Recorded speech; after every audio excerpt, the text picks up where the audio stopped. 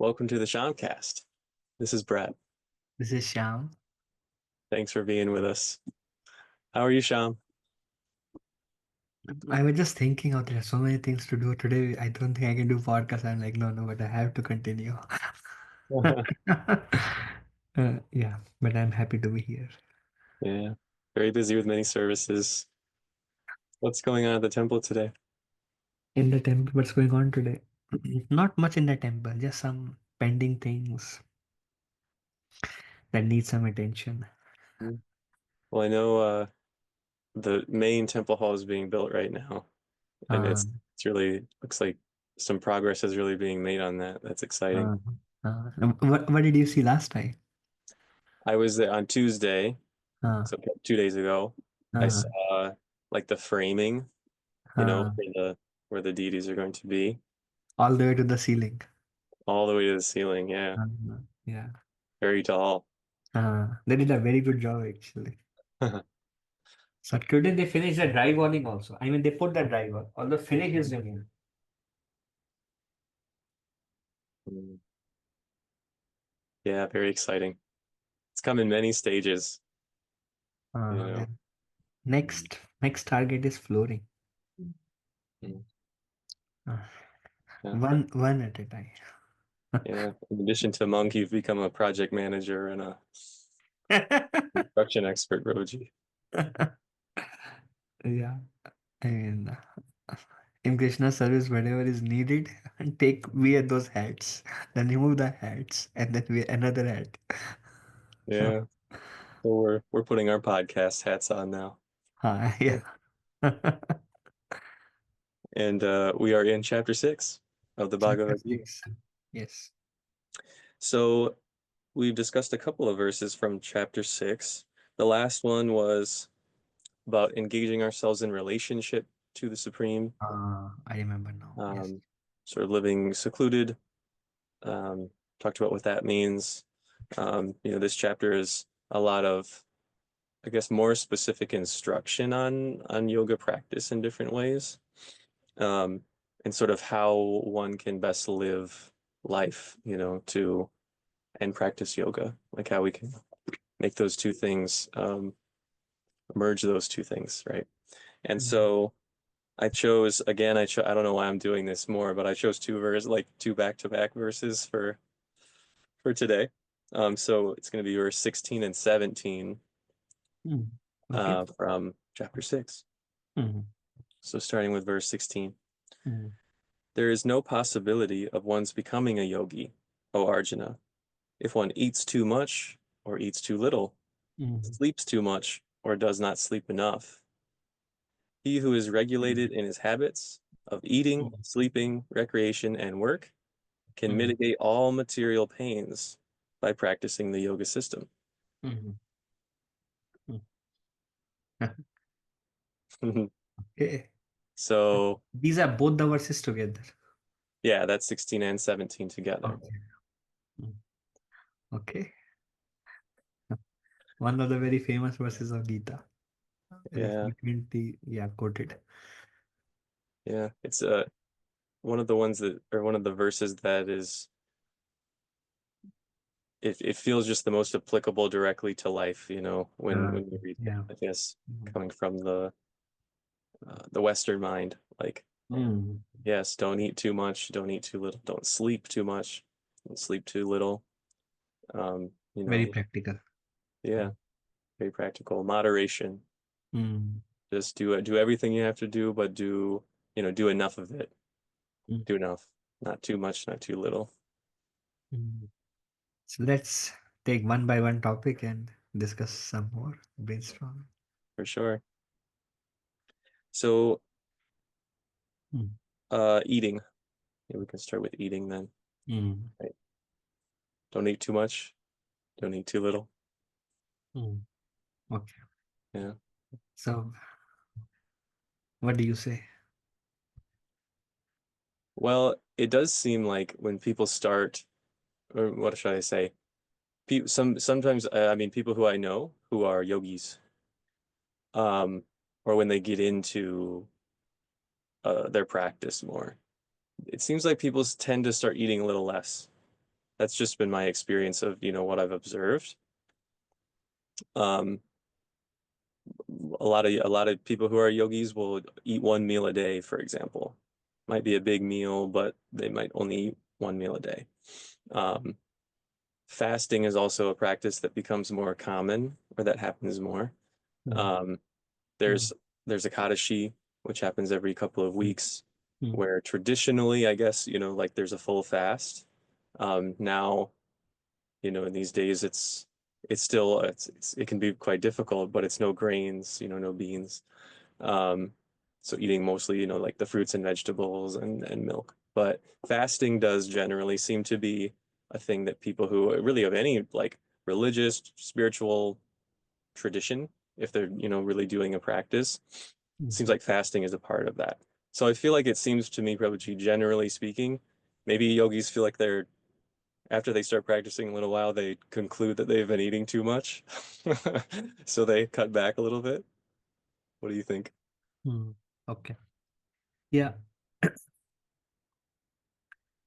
Few thoughts. One is Rupa Goswami explains there are two urges. There is urge of the tongue. There is urge of the belly. Hmm. Urge of the tongue is to eat fine food, cashew gravy, butter masala. You're like fine, fine, something like bah, chocolate cheesecake. So it's like the urge of the tongue. Urge of the belly is to eat too much. When the tongue is not controlled, belly will also not be controlled. Um, Urge of the tongue is satisfied relatively quickly. Like Kiran Devi was mentioning, when you take the first bite of chocolate cheesecake, like wow. Second bite, like amazing. Third bite, it's like nice. Fourth bite, good. And fifth bite, I just had to finish it now. So the urge of the tongue, if we see, after short, the urge of the tongue is satisfied. We know the taste, we have tasted it, the tongue is satisfied. And then keep eating and eating and eating and eating and eating. And then comes the urge of the belly. Another thing is when we actually don't need so much. When we eat, sometimes it's hard to realize that I'm full. The feeling that I'm full comes long after we are full. Hmm. And by the time we are actually like, I'm full, and then we wait for 10 minutes and you're like bloating, like, wow. But then when we ate and we feel like there's a little bit hunger, and then if we can tolerate there and wait for 5 minutes or 2 minutes, just wash hands and then we feel like actually I've already eaten so much. There is no more space and I've already overeaten. So that urge comes much after that that feeling that I'm full comes much after than we are actually full. So that's one small area where we need to kind of cut. Hmm. Mm, mm, mm.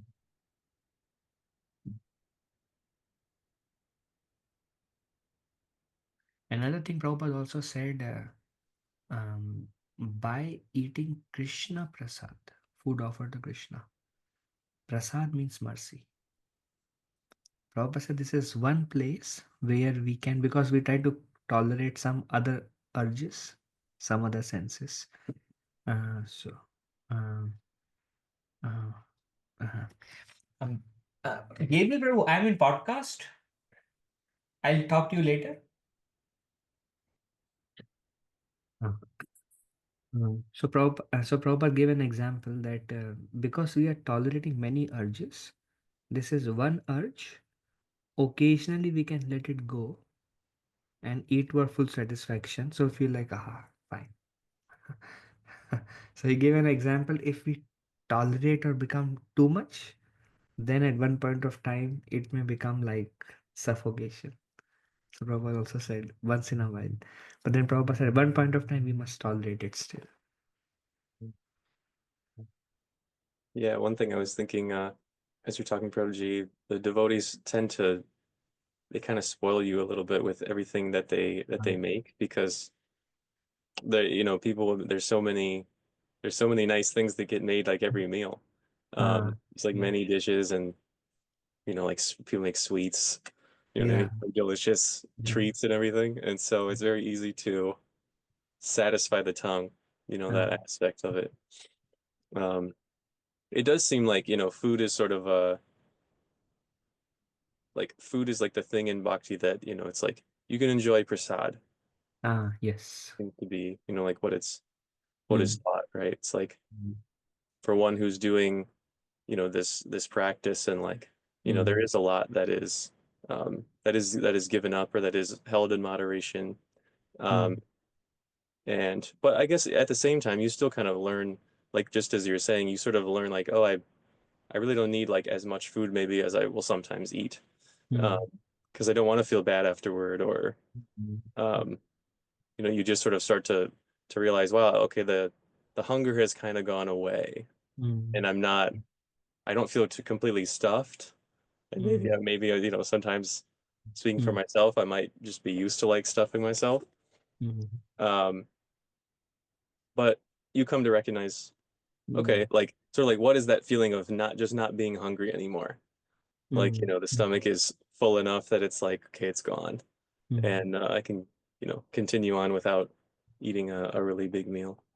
Um, mm. yeah. Then eating more makes us lazy, Mm. and we don't feel like doing anything. Feel like I'm feeling too sleepy. Then those things comes cannot be active, and if we eat too less, then we may be tormented by hunger.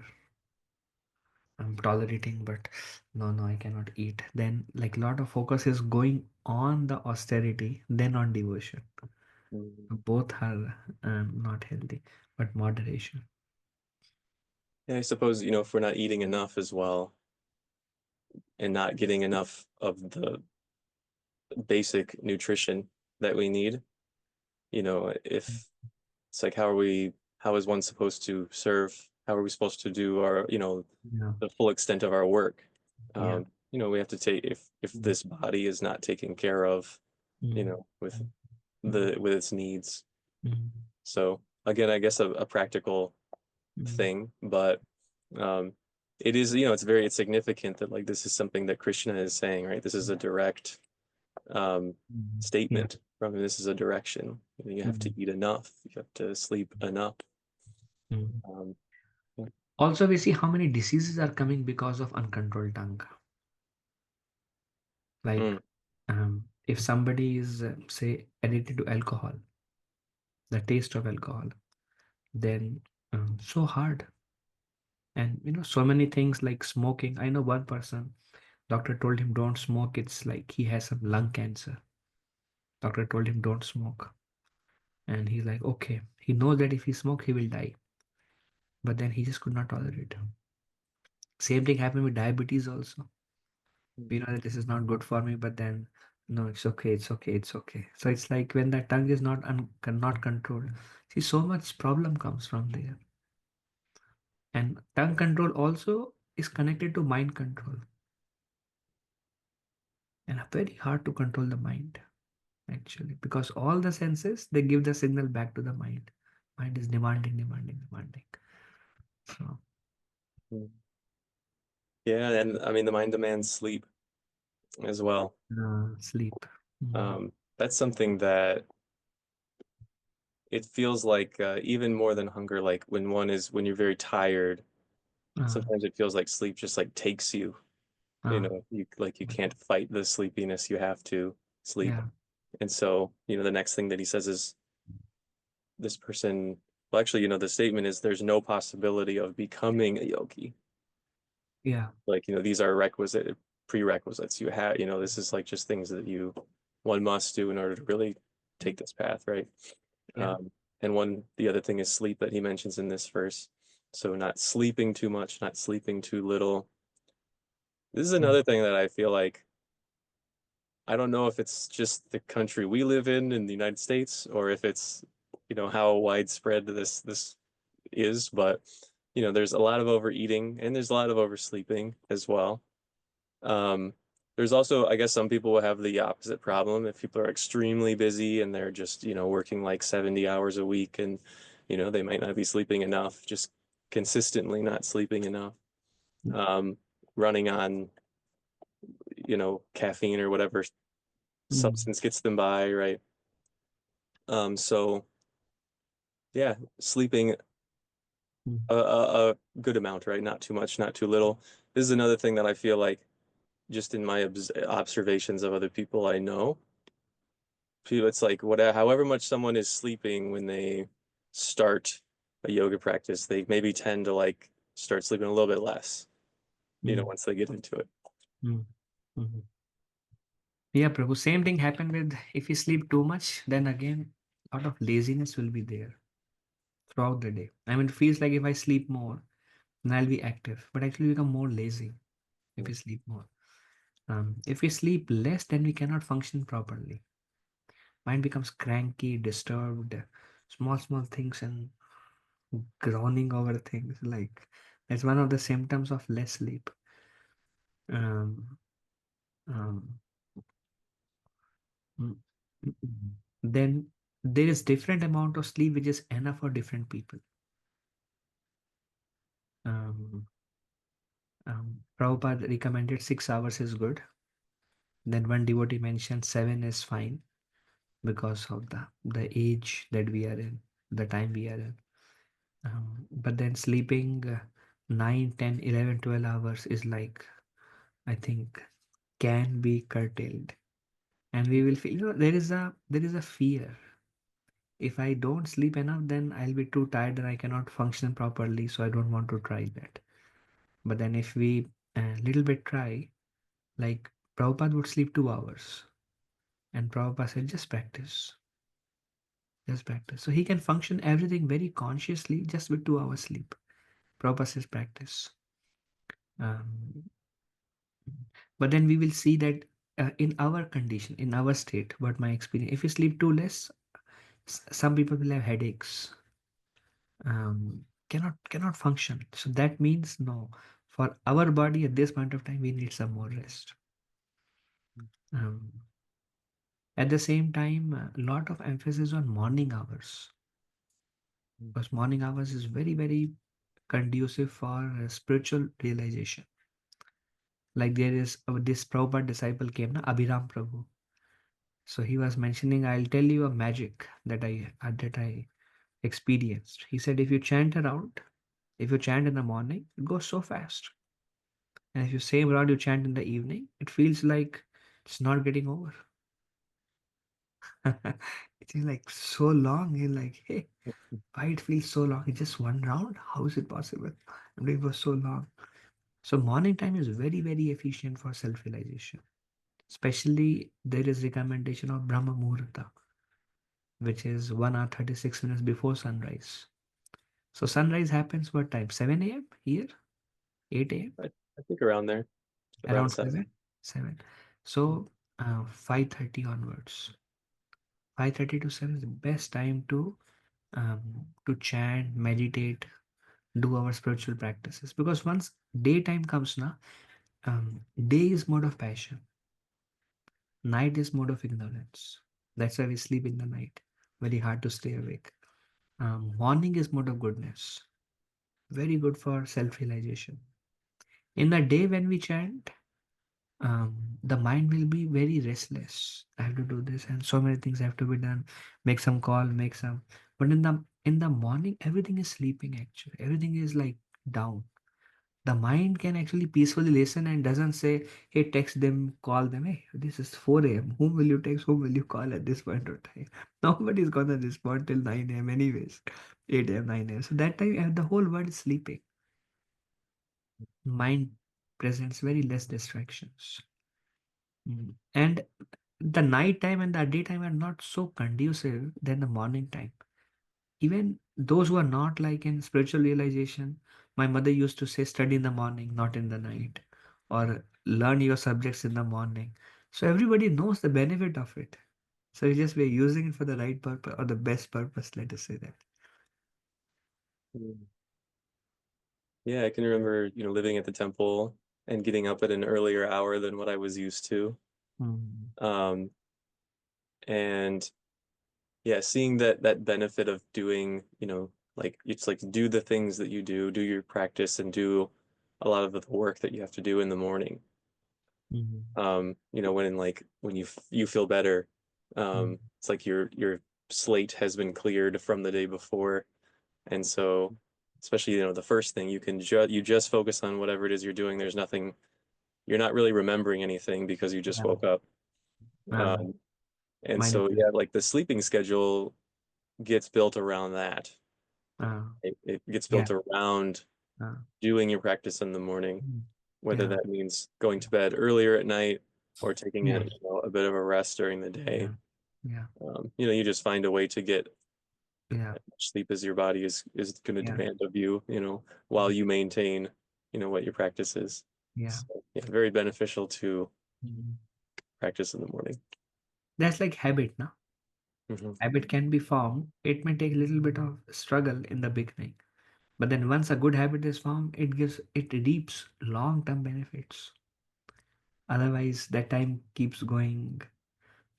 Like Alakanda Prabhu says, if you chant in the morning, you chant better. If you sleep in those hours, you sleep better.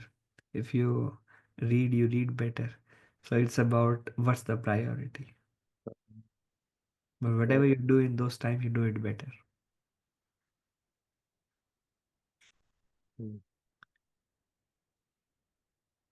So moving to verse 17, Prabhuji. Hmm.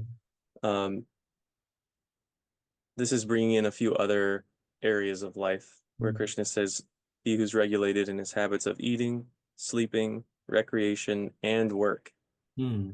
can mitigate all material pains by practicing yoga.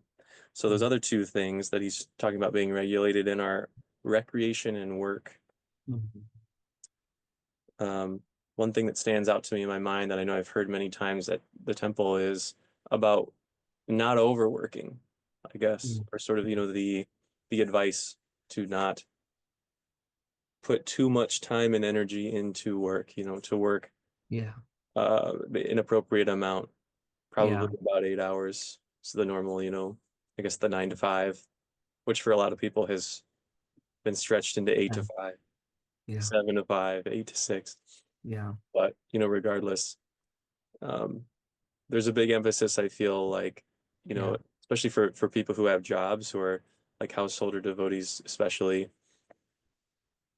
It's like earn your living, take care of your family. It's right. This is a part of your duty as well. You Hmm. have to, this is like a part of your karma. Yoga involves raising a Yeah. family for many people and involves work, Yeah. but not making that too big of a part of a life, right? Finding the balance in work. Hmm. Yeah. Very important balance part. Um, so these are three angles, three lines in our life. One is sleep, one is work, one is recreation, and one is spiritual practice. Four lines basically. Um, Recreation is required. Everybody needs recreation. So I know one person. For him recreation is going for a long walks. So recreation means if we are just working 8 hours and we are sleeping, and then the time goes by, then we may feel like burnt out. Mm.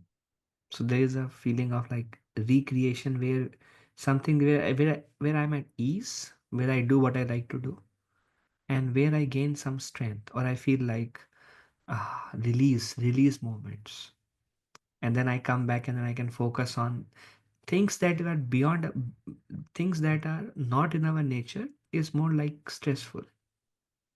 But then the things that we like to do, they are more like stress releaser. I mean, Krishna says we cannot not do anything even for a moment. We have to be doing something or the other.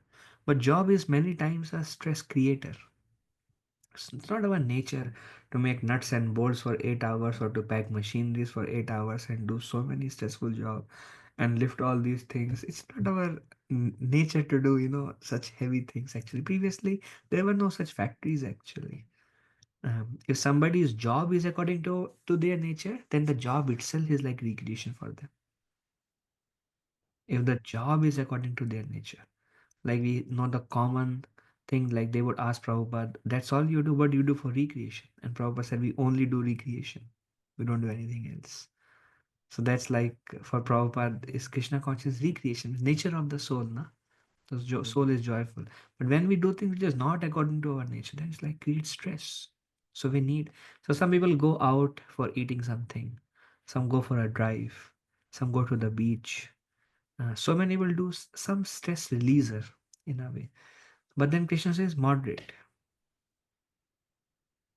We need something. Now there are two aspects of it. One is the recreation for a devotee is different from others. That's one aspect. Another aspect is even that should be moderate. Why? Because if we spend, like what commonly people do is 8 hours sleep, commonly 8 hours work, 8 hours recreation, and 24 hours is gone. So they fill the all remaining time in recreation only. Now, no time for chanting, no time for reading. The whole time is going in stress release only. Going out with friends, eating outside, going there, going to this event, going to that event, driving there, attending that retreat, and this all recreation. And now the whole time is spent in recreation, then where is the time for ourselves? So Krishna says moderate, moderate it. Um, Now for devotees, recreation is also Krishna conscious. Like Prabhupada Maharaj said, for Prabhupada, recreation was he will sit alone in his room and do kirtan on harmonium alone. And that's how so many beautiful kirtans came out. In full devotion, Prabhupada will sing kirtan and record them. So that was Prabhupada's recreation. 1 2 hours every day. So busy. 108 temples and worldwide organization and so many letters to respond. But I cannot always keep responding to letters. And it's like, there is some management issues and some construction, some finance issues. There's so much going on because there is management angle. But then Prabhupada will take his time and just dive deeper. This is a recreation for Srila Prabhupada. Recreation for us. One time I asked Prabhupada Maharaj, we sit with other brahmacharis and we spend 1 2 hours in just talking while prasadam. So Maharaj said that's not a waste of time, that's needed. That's like recreation. Like sit together with devotees and with whom you love, like a loving relationship with devotees and just spend some light time. It's a recreation. Gives so much strength from that actually. So in a way, the devotees recreation is also centered around Krishna. With devotees, prasadam is a recreation. For some people, cooking is a recreation, like things that we like to do. Um, like I know for you, probably writing is a recreation, maybe. Just spending 1 2 hours and just freaking just writing. So different devotees have different recreation, and then little bit is sufficient actually. And then we need a good amount of time for our spiritual practice. That is also recreation actually because it gives strength. Huh? There is something that drains energy. There is something that nourishes us. What nourishes us gives energy like a recreation. Then we are surcharged again. Why? Because we are nourished now. So moderate amount is good in recreation. Yeah, it feels, Prabhuji, like I guess I'm realizing a little bit as you're speaking, like as one continues on in practice, the practice itself becomes more of a recreation Yeah, and it becomes more enjoyable. You just yeah, start to like to yeah, do it, whatever it yeah. is. It does feel like, I guess in our in the our culture that we live in, it's sort of a place of extremes in many ways, you know. So the issues that Hey, people, can you explain that? Extremes? yeah, um, things are kind of extreme. I'm not just, I guess people might jump to like the political situation or something, Uh, at least right now. Um, and that is an example, but I think that even just like America is kind of a place of extremes, or like things that are, it's like everything is big. Um, People generally eat a lot. Um, Maybe we sleep a lot. Like I said, it's sort of like we either sleep too much or too little. A lot of us are in one of those categories. Some people work a lot. It's like it's a place where a lot of people will kind of overwork themselves. make Mm. their work their whole life. Mm. Um, and then on the other hand, there are many people who maybe don't work enough, and maybe it's like more of their time, like it's like all of the time outside of any responsibility is just leisure or recreation or whatever. Mhm. Um, sometimes it's even sometimes it feels to me like trying to do like a lot of fun things or a lot of like recreational things. It starts to feel like work, because there's so Yeah, much planning and exactly. there's so much, Yeah, I yeah, don't know, everybody's feelings get involved in it as yeah. well. It's like, you have to like you reach so many different commitments, and I'm running here, running there, doing this, and it's like it's kind of an overload at times. It can feel Amazing. that way. Yeah, Um, so yeah, sometimes I guess it's like work can be recreation.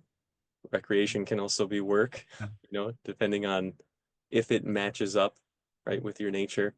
yeah, Um, but yeah, I guess this being kind of like a culture of extremes, we tend to do, yeah, one thing, a little bit too much. It is, um, and I guess with that concept in mind about work and recreation and how they can kind of blend into each other, right? It puts it into a different perspective.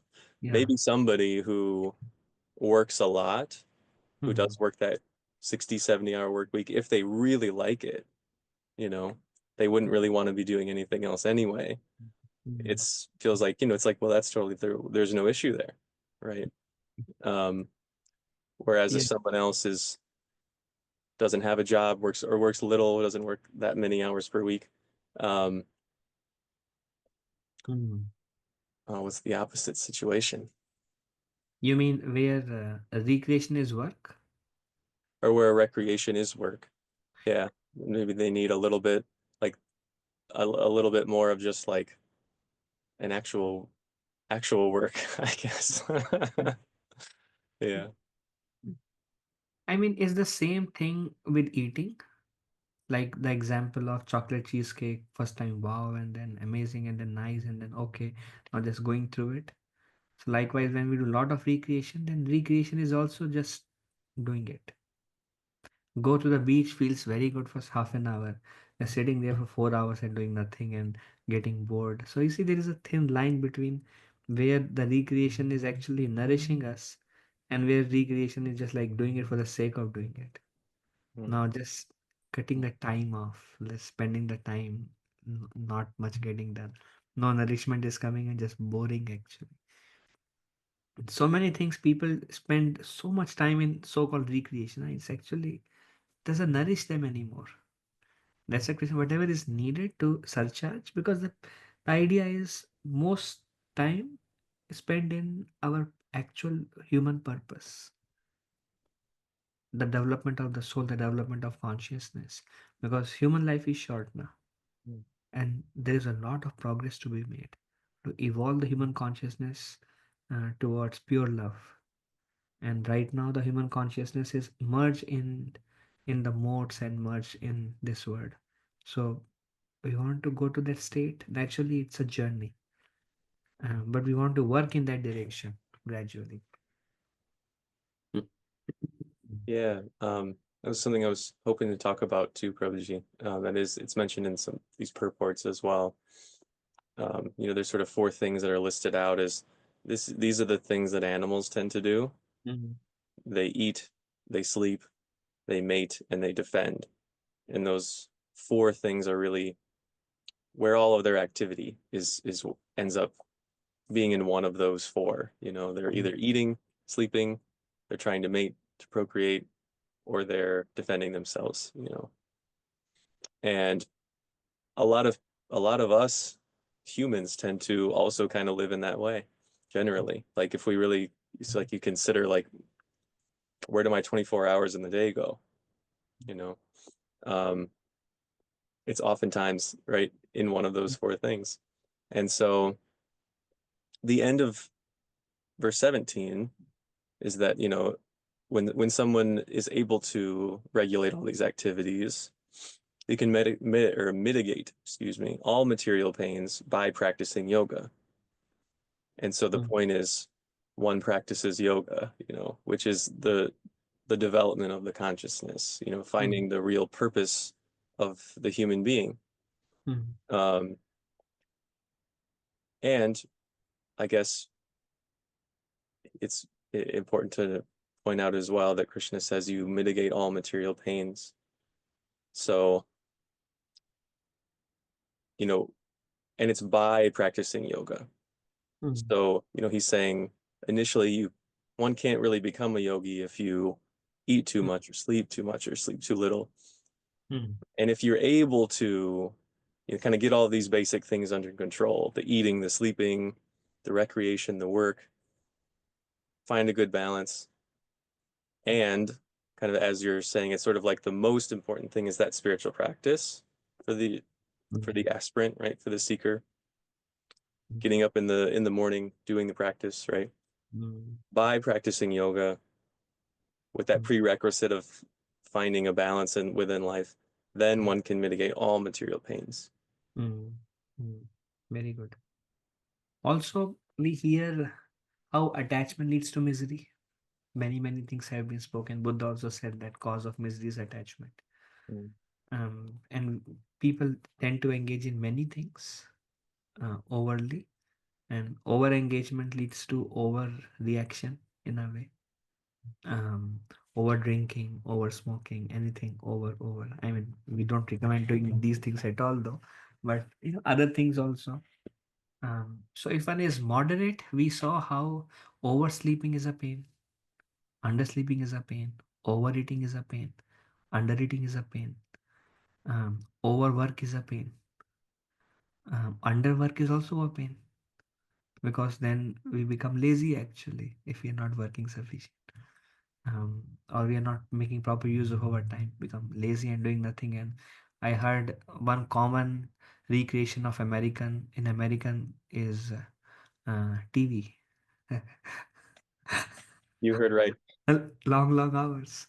And if you see, maybe it's those who watch TV, first few minutes may be something nice, but then after 1 2 hours, just like changing the channels and nothing exciting. It's just like cutting the time actually. Every recreation is like that.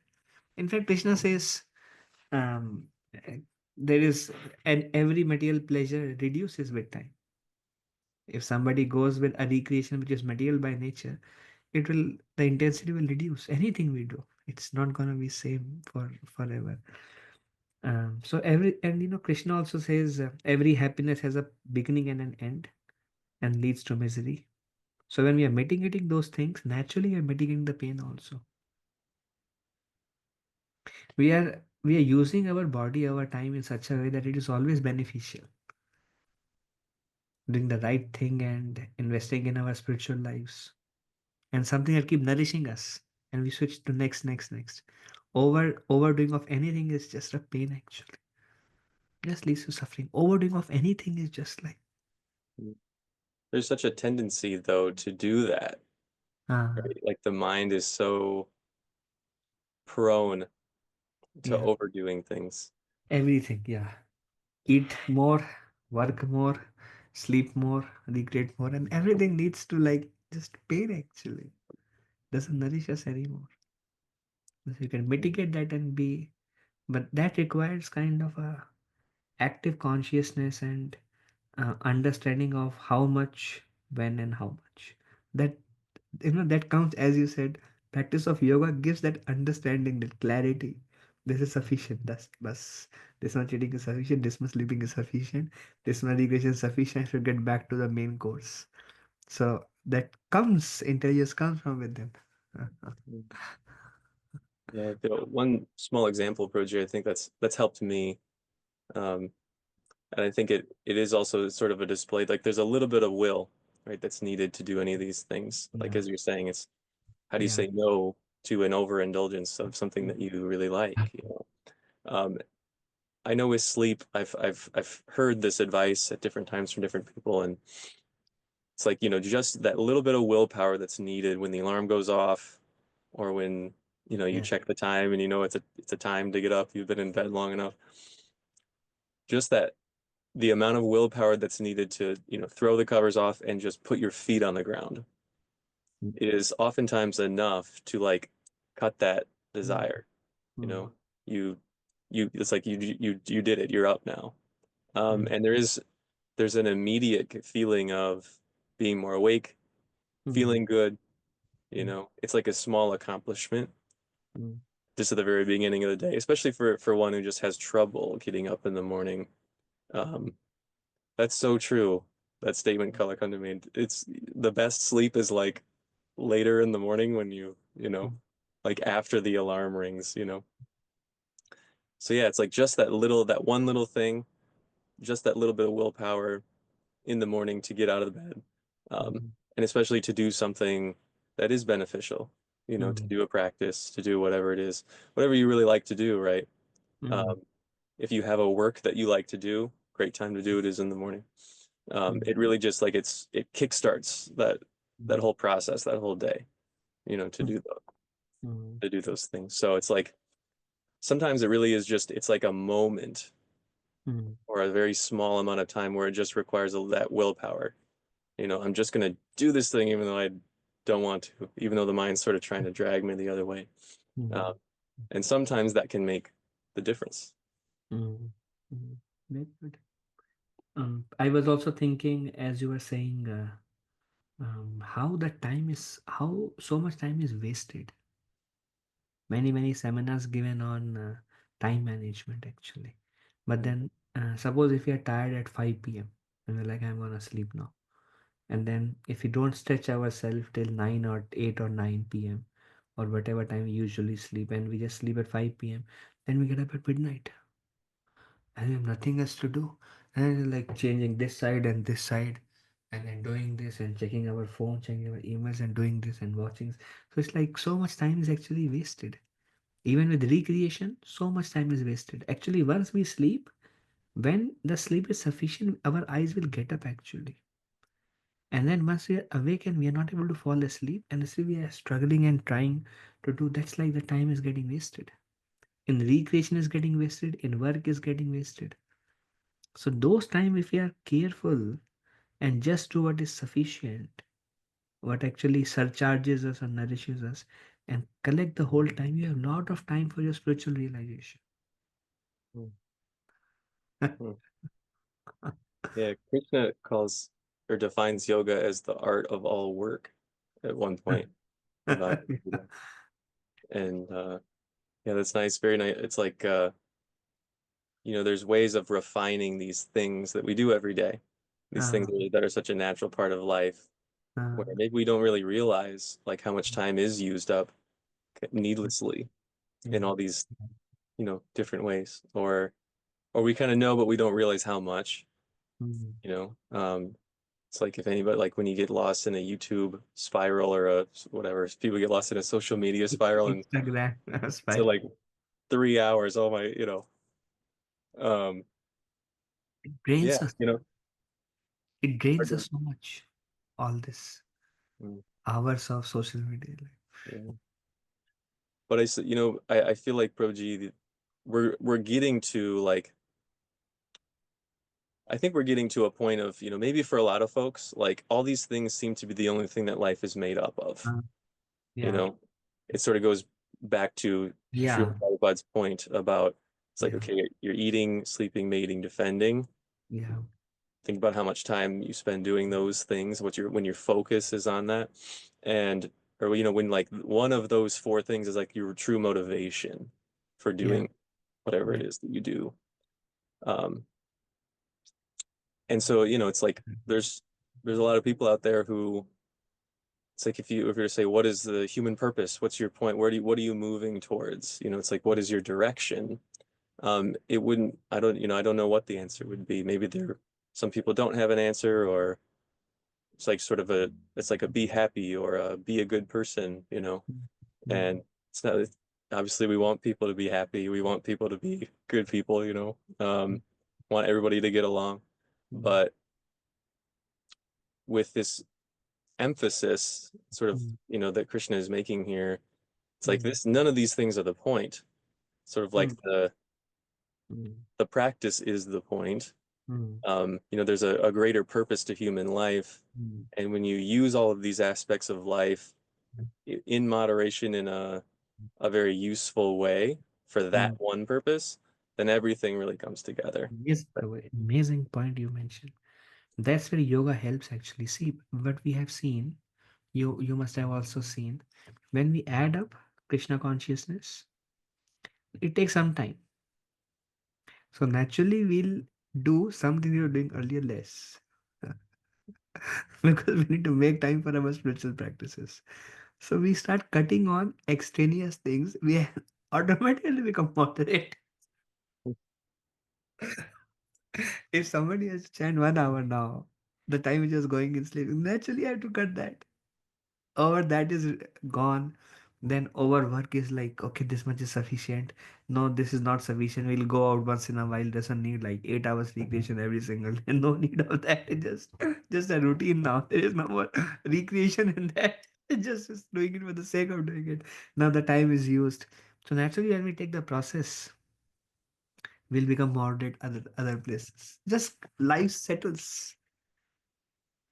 And as you said, if you ask people goal of life, they will say to become happy, to become good people. But then many times people don't know what will make them happy, mm, what yeah. will make them good people. They have some understanding, but they do those things. It doesn't really make them happy or make them good people. There's not much change. So that's also what Krishna addresses. How to do that. Mm. Yeah, really very nice, Prabhuji. I think a lot of times it's sort of that tendency of the mind to always want to go towards these things that are pleasurable. A lot of Mm. times it feels like Yeah, what makes me happy is it ends up being some sort of an overindulgence in something. yeah, It's yes, like, well, this, or yes, it's, a type of recreation yeah, that I guess it's like you think about it after you do it for a while, you are just kind of like sick of it or you are bored or it gives you some sort of pain actually. yeah, yeah, And yeah, there's so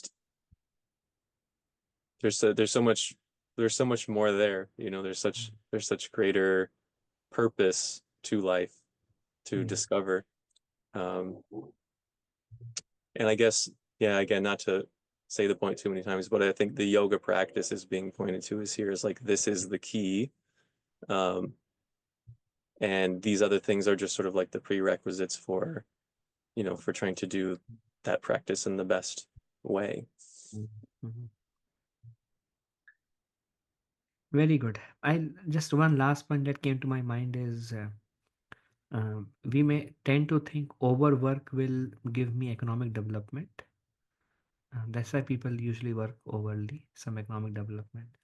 But as per Bhagavatam, economic development is based on one's karma. Mm.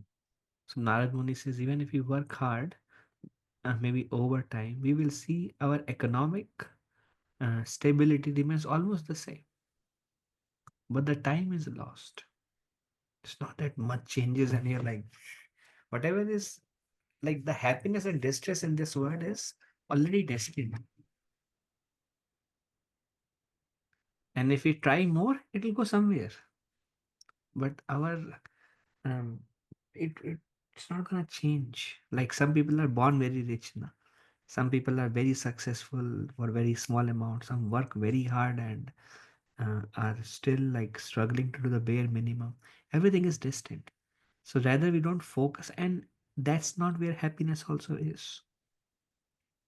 So if the real purpose, the real like satisfaction, happiness somewhere else. Whatever is destined, a yogi is satisfied with whatever one has. And then does not endeavor too much in that direction, and he work towards the real purpose, which will really nourish him. In fact, it is mentioned the richest man is one who is fulfilled within. Huh? So many people outside, very big but lonely in their hearts. No loving relationships. No, it's all. Yeah. Mm. Very nice, Roji. Thank you for that. Just really quick, it does remind me I'm reading, I don't know if you've heard of this book. It's called Little Women. Hmm. It's a famous book here in States. It was written in the 1800s. I'm reading it for this teaching thing that I'm doing, Yeah. and it just reminds me the story surrounds this family. There's these four girls and their mother. Their father's away at war, and they're very poor, like materially, but a lot of love in the household. They're very well taken care of, very pious. Uh, it's a really nice book. Like, they first chapter, like Christmas Day, and they go and give food and clothes to these sort of this family that's very poor and kind of like going hungry. Um, and then they live right next door to someone who's very wealthy and he's got a huge mansion, but it's like there's nobody there and it's kind of a lifeless place generally, And I guess it just made me think of that, it's a good example from this story. It's like Mm, a lot of mm, times all the money in the world really doesn't make a difference, and it tends to just be about how one lives and the kind of love that one has, in mm. their life. So, My spiritual master says, Radhanath Maharaj, he says, happiness comes from loving exchanges. mm, He says that happiness does not come from things. I mm, mean, everybody has realized at one point of time or other. I may have the biggest mansion, the best house, the best car, the best. Doesn't give happiness. In the beginning, there may be something, I have this, I have this. Happiness doesn't come. Happiness comes when you have people who love you, where you can give love, where you can receive love. With them, you become happy, not with the things. mm. Yeah, thank you, Roji. And I guess it's a good thing to keep in mind with this whole point about yoga practice as well, right? That Krishna is talking about yoga practice and how to do it. And, it's like keeping in mind that that is really what we're going for. We're trying to Mm, become more loving. We're trying to build better relationships. mm, We're trying to create more of that in our life. So that's mm, a good direction to move mm, in. And maybe that's gives some extra motivation as well to do some practice, to get up mm, earlier in the morning, whatever it might be. Um, that's a very good goal to work towards, right? mm. And we practice yoga with others, that itself build bonds Mm, amongst devotees. mm. Very nice. Thank All you, right. Ro. So I think we'll end here. Thank you for joining Shyamcast. Krishna willing, we'll see you next week. Bye for now.